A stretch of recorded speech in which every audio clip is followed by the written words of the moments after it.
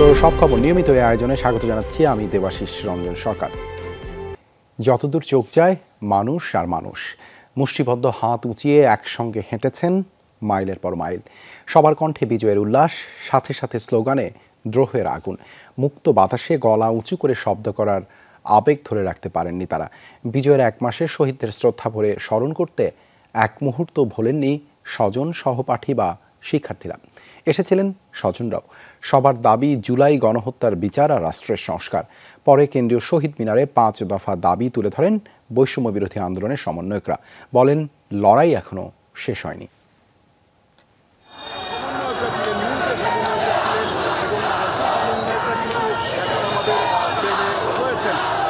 কয়েকদিনের রক্তঝরা দিন সফলতার মুখ দেখে 5 আগস্ট, শেখ হাসিনা সরকারের পতনের মধ্য দিয়ে।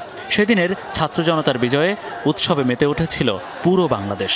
কিন্তু তার আগেই হাজার হাজার মানুষ আহত হয়, সরকারি বাহিনীর গুলিতে নিহত হন শত শত ছাত্র জনতা। সেই বীর শহীদদের শ্রদ্ধা জানাতে বিজয়ের 1 মাসে আয়োজন করা হয় শহীদি মার্চ। বেলা 3:30টায় ঢাকা বিশ্ববিদ্যালয়ের রাজু ভাস্কর্য থেকে শুরু হয় কর্মসূচি। বৈষম্য বিরোধী ছাত্র আন্দোলনের ব্যানারে কর্মসূচিতে যোগ দেন বিভিন্ন শ্রেণী পেশার মানুষ। স্কুল, কলেজ, বিশ্ববিদ্যালয় ছাত্র, শিশু, কিশোর থেকে বয়স্ক কেউ বাদ যাননি এই গণমিছিলে। যারা দেশ চালাচ্ছে নির্দ্বিধায় সবাই তাদের সমালোচনা করতেছে, তাদের ভুল ধরতেছে, এটাই তো স্বাধীনতা। সেই সময় রাজপথে নামা একটা পোস্ট দেয়া মানে ছিল হচ্ছে আমাকে কেটে কুচি কুচি করে কাঁটা চামচ দিয়ে খাইয়ে ফেলবে। এই যে আমরা গলা ফাটিয়ে নিজের কথা বলতে পারছি, সেটার মতো আনন্দ আর হতে পারে না। স্বাধীন দেশে মনে হচ্ছে এই মিছিলে নামলাম। গত 5 আগস্ট ছিলাম, ওই সময় আসলে একটা আতঙ্কের সময় ছিল। আমরা প্রতিনিয়ত দেখেছি ছোট ছোট বাচ্চাদের জীবন গেছে। শেখ হাসিনার বিচার চাই। শহীদি মার্চ ঢাকা বিশ্ববিদ্যালয় এলাকা পেরিয়ে নীলক্ষেত, সায়েন্স ল্যাব, ধানমন্ডির প্রধান সড়ক ধরে এগোতে থাকে, সঙ্গে হাজার হাজার ছাত্র জনতা। অনেকেই মিছিলের শুরুটা দেখেছেন, কিন্তু জানেন না শেষ কোথায়। শহীদদের স্মরণে এই কর্মসূচিতে বিজয়ের উচ্ছ্বাস আছে, ছিল বিরহের সুর।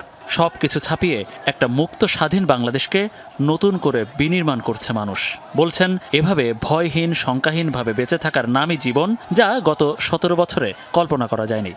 মুগ্ধ ভাইয়ের খুনির বিচার চাই, আমরা সাইদ ভাইয়ের খুনির বিচার চাই। এখন আমাদের মেইন উদ্দেশ্য হচ্ছে এই দেশকে রিফরমেশন করা।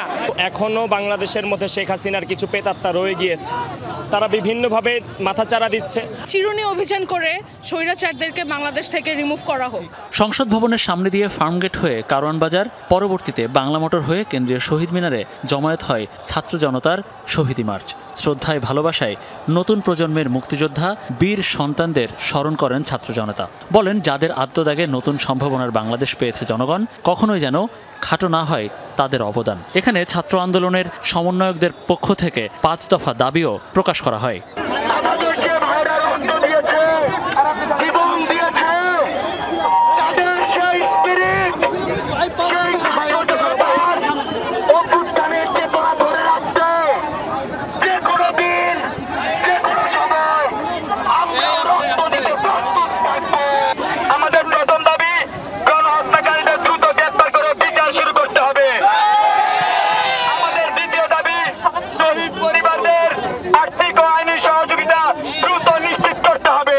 নগরের নানা পথ ঘুরে যখন কেন্দ্রীয় শহীদ মিনারে হাজির হয় শহীদি মার্চ, তখনও হাজার হাজার মানুষ প্রাণের উন্মাদনা, নতুন করে বাঁচার আশায়, সদ্য মুক্তির নেশায় দিশেহারা সবাই।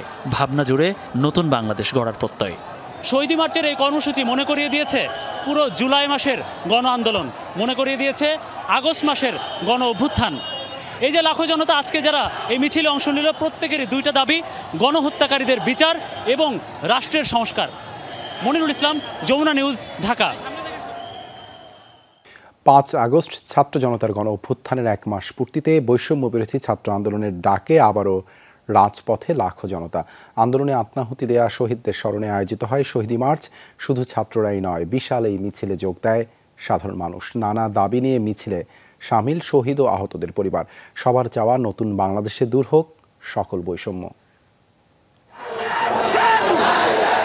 শোক ছাপিয়ে এই পদযাত্রা অর্জনের, অর্জন ছাপিয়ে প্রতিজ্ঞার, প্রত্যয়ের। ঢাকার রাজপথে লাখো ছাত্র জনতার ঢল, যার শুরু আছে নেই শেষ। কে ছিলেন না এই মিছিলে? ছাত্র, শিক্ষক, অভিভাবক, সাধারণ মানুষ কে নেই? যোগ দিয়েছেন আন্দোলনে প্রাণ হারানো শিক্ষার্থীদের পরিবার। আমার এখনো মনে হয় সেই আবু সাইদ, মুগ্ধ, এদেরকে আমার মনে হয় না আমি কখনো ভুলতে পারবো। যেই শহীদ ভাইয়েরা বোনেরা মারা গেছেন, প্রাণ দিয়েছে, তাদের খুনিদের তাড়াতাড়ি করে ধরা হোক এবং অতি দ্রুত আইনের আওতায় এনে তাদেরকে দৃষ্টান্তমূলক শাস্তি দেওয়া হোক। আমার শহীদদের বাইরে যতদিন না পর্যন্ত বিচার হয় ততদিন পর্যন্ত এসবের কাপড় পরে আমরা রাস্তায় থাকবো। মিছিলের মাঝেই যেন চলছিল রক্তাক্ত জুলাইয়ের স্মৃতির কাফেলা। সন্তানের শেষ চিঠি নিয়ে হাজির হয়েছিলেন শহীদ আনাসের বাবা। আহতদের স্বজনরাও এসেছিলেন শহীদদের স্মরণে। এই আনন্দের মিছিলটা আমার ছেলেটা বেঁচে থাকলেও নিজে করতো। ও বাবা হয়ে আমার ছেলের পক্ষ হতে আমি আনন্দের মিছিলে এসেছি। এই চিঠিটা গত 5ই আগস্ট সকালবেলা মাকে লিখে চলে গিয়েছিল ও আন্দোলনে, আর গত 5ই আগস্ট ওকে গুলি করে মেরেছে চাংখারপুল মোড়ে। যে আমাদের ভাইদের শহীদ করেছে এগুলোর বিচার করব আমরা ইনশাল্লাহ। আমি সিসি ক্যামেরা কাজ করি, কিন্তু এখন আমি পঙ্গু, আমার সংসার চালাতে পারতেছি না। তো আমি নতুন সরকারের প্রতি আমার আহ্বান, রিকোয়েস্ট থাকবে, আমরা যারা আহত হয়েছি তারা যেন ডাল ভাত খেয়ে অন্তত ঢাকা শহরে বসবাস করতে পারি। যারা আহত অবস্থা আছে তাদের সুচিকিৎসা এবং স্বাভাবিক জীবনে ফিরিয়ে আনার জন্য যেন সর্বোচ্চ সুবিধা দেওয়া হয় তাদের। টিএসসি থেকে যে মিছিলের শুরু, সেই কাফেলা পায়ে হেঁটে পাড়ি দিয়েছে প্রায় 12 কিলোমিটার পথ। কিন্তু কোনো ক্লান্তি নেই, কারণ সবার জানা নতুন বাংলাদেশ গঠনে পাড়ি দিতে হবে দীর্ঘ পথ। বাংলার লাল সবুজ পতাকা হাতে এসেছিল নতুন প্রজন্ম। নানা ব্যানার, পোস্টারের লেখা ছিল তাদের ট্রমা ও স্বপ্নের গল্প। সেই নবজাগরণের ক্ষণে গাজায় ইসরায়েলের গণহত্যার কথাও স্মরণে ছিল কারো কারো। তাই দেখা গেছে ফিলিস্তিনের পতাকাও। শহীদ মার্চ যখন শহর প্রদক্ষিণ করছে, তখন কেন্দ্রীয় শহীদ মিনারে অপেক্ষা করছিল হতাহতদের স্বজনরা, যাদের ডাকে ঘর ছেড়েছিল প্রিয় স্বজন। সেই তরুণ তুর্কিদের বরণ করে নেন তারা। আমি চাচ্ছি যে এটা একটা সুষ্ঠু তদন্ত হোক এবং বিচার হোক। আমার ছেলের কেন নিষ্প্রাপ এইভাবে চলে গেল। সবার প্রত্যাশা, আগামীর বাংলাদেশে থাকবে না কোনো বৈষম্য, ভেদাভেদ, যেখানে আর কখনোই মাথা চাড়া দিতে পারবে না স্বৈরাচার। গড়ে উঠবে 18 কোটি মানুষের স্বপ্নের বাংলাদেশ। শওকত মঞ্জুর শান্ত, যমুনা নিউজ, ঢাকা। গণভবনকে গণ অভ্যুত্থান স্মৃতি জাদুঘর করার সিদ্ধান্ত নিয়েছে সরকার। বৃহস্পতিবার বিকেলে উপদেষ্টা পরিষদের বৈঠকে সিদ্ধান্ত গ্রহণ করা হয়। পরে বৈঠকের বিস্তারিত গণমাধ্যমের কাছে তুলে ধরেন উপদেষ্টা আসিফ মাহমুদ। বলেন, বিচার প্রক্রিয়া শেষ হবার আগে ফ্যাসিবাদী দল হিসেবে আওয়ামী লীগের কার্যক্রম চালানোর সুযোগ নেই। এ সময় গার্মেন্টস শ্রমিক অসন্তোষ কাটাতে রিভিউ কমিটি করা হবে বলেও জানান তিনি। বিকেলে প্রধান উপদেষ্টার কার্যালয়ে অনুষ্ঠিত হয় উপদেষ্টা পরিষদের বৈঠক। ছাত্র জনতার গণ অভ্যুত্থানের 1 মাস পূর্তিতে অনুষ্ঠিত বৈঠকে উঠে আসে অভ্যুত্থান প্রসঙ্গ। সিদ্ধান্ত হয় অভ্যুত্থানে শহীদদের তালিকা করা ও আহতদের দীর্ঘমেয়াদী চিকিৎসা প্রদানের। সন্ধ্যায় ফরেন সার্ভিস একাডেমিতে বৈঠকে নেওয়া সিদ্ধান্ত গণমাধ্যমের সামনে তুলে ধরেন উপদেষ্টা আসিফ মাহমুদ। যে জুলাই গণ অভ্যুত্থান, সেখানে আমাদের অনেক শহীদ হয়েছে এবং সেই শহীদদের তালিকা করা হচ্ছে। অতি সত্বর মাননীয় প্রধান উপদেষ্টা এবং উপদেষ্টা মণ্ডলীর সদস্যবৃন্দ শহীদ পরিবারের সাথে একটি সাক্ষাৎ করবেন। একটা শহীদ পরিবারদেরকে নিয়ে একটি সম্মেলন করার ব্যাপারে সিদ্ধান্ত গৃহীত হয়েছে। বলেন, গণভবন হবে সত্যিকার অর্থেই জনগণের। সেখানে করা হবে জুলাই অভ্যুত্থানের জাদুঘর। গণভবনকে যেহেতু এদেশের মানুষ, ছাত্র জনতা একটা অভ্যুত্থানের মাধ্যমে জয় করেছে, এটিকে জনগণের জন্য উন্মুক্ত করে দেয়া হবে এবং এই জুলাই গণ অভ্যুত্থানের স্মৃতিকে, শহীদদের স্মৃতি এবং বিগত ফ্যাসিবাদী সরকারের আমলে যত অন্যায় অবিচার হয়েছে সব কিছুর স্মৃতি সংরক্ষণ করার জন্য গণভবনকে জুলাই গণ অভ্যুত্থান স্মৃতি জাদুঘর হিসেবে প্রতিষ্ঠা করা হবে। আসিফ মাহমুদ জানান, দল হিসেবে আওয়ামী লীগের বিচার নিয়ে কোনো আলোচনা হয়নি বৈঠকে। তবে অভ্যুত্থান ঘিরে নারকীয় হত্যাকাণ্ডের বিচার না হওয়া পর্যন্ত ফ্যাসিবাদী দলের কোনো কার্যক্রম পরিচালনার সুযোগ নেই। সম্পূর্ণ বিচার না হওয়া পর্যন্ত তারা রাজনীতি করতে পারবে কি পারবে না, এই প্রশ্নটা আমরা জনগণের কাছে ছেড়েছি। তবে আমরা মনে করি যে কোনো পাবলিক প্রোগ্রাম করার ক্ষেত্রে এ বিষয়ে সরকারের পক্ষ থেকে আমরা ভাবছি সেটাকে কিভাবে বাস্তবায়ন করা হবে, সেটা এখনও সুনির্দিষ্টভাবে আলোচনা হয়নি। তবে আমরা এটাকে অবশ্যই নিরুৎসাহিত করব সম্পূর্ণভাবে বিচার করার জন্য আপনারা জানেন সরকার ইতিমধ্যেই ব্যবস্থা নিয়েছে, আইন মন্ত্রণালয় এটা নিয়ে কাজ করছে।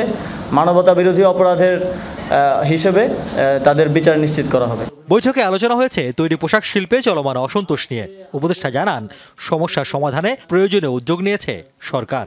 শ্রমিকদের যে কোনো সমস্যা সমাধানের জন্য একটা রিভিউ কমিটি শ্রম মন্ত্রণালয়ের অধীনে করার বিষয়ে সিদ্ধান্ত হয়েছে।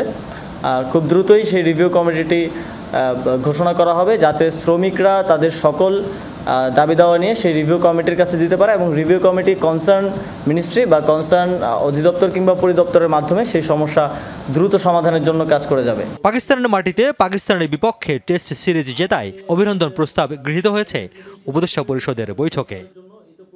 রিয়াজ রায়হান, যমুনা নিউজ, ঢাকা।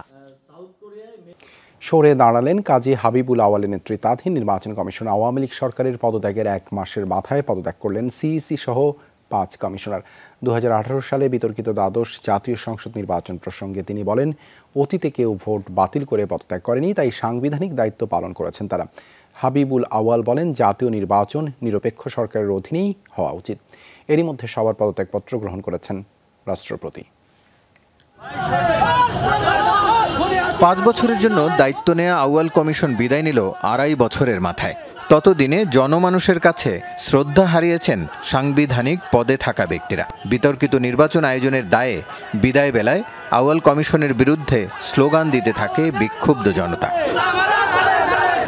এর আগে সংবাদ সম্মেলন করে সরে দাঁড়ানোর ঘোষণা দেন সিইসি সহ 5 কমিশনার। আমি সহ মাননীয় কমিশনারগণ দেশের পরিবর্তিত বিরাজিত অবস্থায় পদত্যাগ করতে মনস্থির করেছি। আমরা উদ্যোগী পদত্যাগপত্র মহামান্য রাষ্ট্রপতির সমীপে উপস্থাপনের নিমিত্ত কমিশনের সচিব মহোদয়ের হাতে দেব।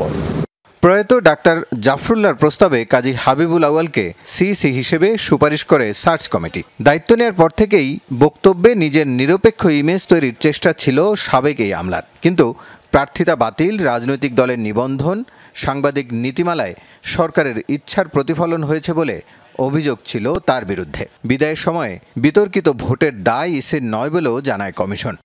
নির্বাচন স্থগিত বা বাতিল করে দেওয়ার মতো কোনো সাংবিধানিক ভিত্তি ছিল না। সেই কারণে অনেকেই কমিশনকে দোষারোপ করছেন। অতীতে কখনোই কোনো নির্বাচন বাতিল করে দিয়ে কোনো কমিশন পদত্যাগ করেননি। কমিশন বিভিন্ন কারণে নির্ভেজাল গ্রহণযোগ্য নির্বাচন করতে অক্ষম বা অসমর্থ হতে পারে। আগের কমিশনের ধারাবাহিকতা অনুযায়ী ভবিষ্যতে নির্বাচন সুষ্ঠু করতে বেশ কয়েকটি সুপারিশ করেছেন পদত্যাগী সিইসি। সংখ্যানুপাতিক প্রতিনিধিত্বমূলক নির্বাচনের জন্য বাংলাদেশ আদর্শ ক্ষেত্র হতে পারে। সেই সাথে নির্বাচন 4 বা 8টি পর্বে, প্রতিটি পর্বের মাঝে 3 থেকে 5 দিনের বিরতি রেখে অনুষ্ঠান করা ব্যবস্থাপনার দিক থেকে সহজ। ইসি সচিবের কাছে পদত্যাগপত্র জমা দিয়ে বেরিয়ে যান সিইসি। পরে ধাপে ধাপে বের হন বাকিরা। এ সময় বাড়ানো হয় ইসির নিরাপত্তা। রাষ্ট্র তথা নির্বাচনের জন্য গুরুত্বপূর্ণ সাংবিধানিক এই প্রতিষ্ঠানটি নিয়ে বিতর্ক হয়েছে বহুবার। বরাবরই ক্ষমতাসীন রাজনৈতিক দলগুলো নিজেদের অনুগতদের পদে বসিয়ে নির্বাচনী বৈতরণী পার হওয়ার চেষ্টা করেছেন। রাষ্ট্র সংস্কারের যে দাবি উঠছে চারদিকে, সেই সময় সুশৃঙ্খল নির্বাচন ব্যবস্থার জন্য এই প্রতিষ্ঠানটিকে আরও বেশি শক্তিশালী করা দরকার বলে মনে করছেন সংশ্লিষ্টরা। রাসেল আহমেদ, যমুনা নিউজ, ঢাকা। সংবিধান লঙ্ঘন করে শেখ হাসিনার নির্বাচনকে বৈধতা দেওয়ার অপরাধে রাকিব হুদা আওয়াল কমিশনকে কাঠগড়ায় দাঁড়াতে হবে বলে মন্তব্য করেছেন বিএনপির সিনিয়র যুগ্ম মহাসচিব রুহুল কবির রিজভী। সমস্ত ধরনের নির্বাচনী অনাচার এবং নির্বাচনী কুকীর্তিগুলো হয়েছে, সেই কুকীর্তিগুলোকে তারা কি বলে যে বৈধতা দান করেছে। তারা যে শপথ নিয়েছিলেন, সেই শপথ ভঙ্গ করে তারা যেমন সংবিধানকেও নির্দেশনা বলি সেটাকেও তারা যেমন লঙ্ঘন করেছেন, তেমনি এই গণতন্ত্রকে ধ্বংস করার ক্ষেত্রেও তারা ভূমিকা পালন করেছেন। তো সুতরাং তাদেরকেও কাঠগড়ায় দাঁড় করানো উচিত। পুরো দেশকে মামলা দিয়ে জেলখানা বানিয়ে ফেলেছিল শেখ হাসিনা, অসংখ্য মানুষকে করেছেন গুম। গাজীপুরে জাতীয়তাবাদী শ্রমিক দলের মতবিনিময় সভায় এসব কথা বলেন বক্তারা। বৃহস্পতিবার দুপুরে মতবিনিময় সভায় প্রধান অতিথির বক্তব্যে দলের প্রধান সমন্বয়ক অ্যাডভোকেট শামসুল রহমান শিমুল বিশ্বাস বলেন, আমরা শেখ হাসিনার পদত্যাগ চেয়েছিলাম, অথচ তিনি ছাত্র জনতার আন্দোলনে দেশ থেকে পালালেন। মানুষ আওয়ামী লীগকে ঘৃণা করে, কোথাও কোনো নৈরাজ্য হলে বরদাস্ত করা হবে না বলেও হুঁশিয়ারি করেন তিনি। বিভিন্ন কলকারখানা ভাঙচুর ও ষড়যন্ত্রকারীদের বিরুদ্ধে আয়োজিত এই মতবিনিময় সভায় বিএনপি ও সহযোগী সংগঠনের নেতাকর্মীরা উপস্থিত ছিলেন। গাজীপুরে বাংলাদেশ উন্মুক্ত বিশ্ববিদ্যালয়ে বিভিন্ন অনিয়মের অভিযোগে 2 শিক্ষককে অব্যাহতি এবং স্থায়ীভাবে বহিষ্কারের দাবি জানিয়েছে শিক্ষার্থীরা। বৃহস্পতিবার সকালে বোর্ড বাজারে মূল ক্যাম্পাসে বিক্ষোভ ও অবস্থান কর্মসূচি পালন করে তারা। এ সময় শিক্ষকদের বিরুদ্ধে আইন প্রোগ্রামের সনদ জালিয়াতি, ভর্তি পরীক্ষার ফলাফলে দুর্নীতি, কর্তব্যে অবহেলা সহ নানা অনিয়মের অভিযোগ করেন শিক্ষার্থীরা। দ্রুত বিভাগীয় তদন্ত করে অভিযুক্তদের আইনের আওতায় আনার দাবি জানানো হয় বিক্ষোভ কর্মসূচি থেকে। সম্প্রতি বন্যায় ক্ষতিগ্রস্ত ফেনীর সাধারণ মানুষকে নানাভাবে সহযোগিতা দিয়েছে সামাজিক সংগঠন আল মারকাজুল ইসলামী। এরই ধারাবাহিকতায় বৃহস্পতিবার সকালে শুরু হয় চিকিৎসা সেবা কার্যক্রম। জেলার 6টি উপজেলায় ফ্রি মেডিকেল ক্যাম্পের মাধ্যমে 8,000 রোগীকে দেয়া হয়েছে প্রয়োজনীয় ঔষধ সামগ্রী। এছাড়া বন্যায় ক্ষতিগ্রস্ত মানুষের মাঝে শুকনো খাবার, পানি, বিশুদ্ধকরণ ট্যাবলেট সহ বিভিন্ন উপকরণ বিতরণ করা হয়েছে। বন্যার্ত এলাকায় শুরু থেকেই ত্রাণ বিতরণের পাশাপাশি পানিবন্দী মানুষকে উদ্ধার এবং মৃতদেহ দাফনের ব্যবস্থা সহ নানা কার্যক্রম পরিচালনা করেছে সংস্থাটি। আলহামদুলিল্লাহ আমরা ভালোই পেশেন্ট পাচ্ছি, পেশেন্টের রেসপন্স অনেক ভালো। যে সমস্ত লাশ ভেসে বেড়াচ্ছিল পানির মধ্যে, আমরা সেই লাশগুলিকে উঠিয়ে সুন্দরভাবে কাফন দাফনের ব্যবস্থা করতেছি। এখন পর্যন্ত আমরা বন্যা কবলিত বিশেষ করে ফেনীতে আমাদের প্রায় 10 মেট্রিক টন পরিমাণ ত্রাণ আমরা দিয়েছি, যেখানে শস্য খাবার ছিল এবং প্রায় 22 কেজির একটা বস্তা ছিল। সুন্দর পরিবেশ বিনির্মাণ এবং সবুজায়ন কার্যক্রমের অংশ হিসেবে চট্টগ্রামের শিক্ষার্থীদের অংশগ্রহণে অনুষ্ঠিত হয়েছে ব্যতিক্রমী সবুজ আন্দোলন কর্মসূচি। নগরীর মাদারবাড়িতে Oxford modern school and college প্রাঙ্গণে এই কর্মসূচিতে বিভিন্ন প্রজাতির গাছ, ঔষধি গুণাগুণ এবং গাছের ইংরেজি ও বৈজ্ঞানিক নাম সম্পর্কে অবহিত করা হয় শিক্ষার্থীদের। উপস্থাপিত প্রবন্ধে পরিবেশের ভারসাম্য রক্ষায় সবুজের গুরুত্ব তুলে ধরা হয়। আলোচনা সভায় শিক্ষাবিদ কামাল উদ্দিন, কলেজের অধ্যক্ষ জয়নাল আবেদিন, উপাধ্যক্ষ নুরুল আমিন সহ অন্যান্যরা বক্তব্য রাখেন। এই ছিল আজকের সব খবরের আয়োজনে। এতক্ষণ সাথে থাকার জন্য ধন্যবাদ সবাইকে।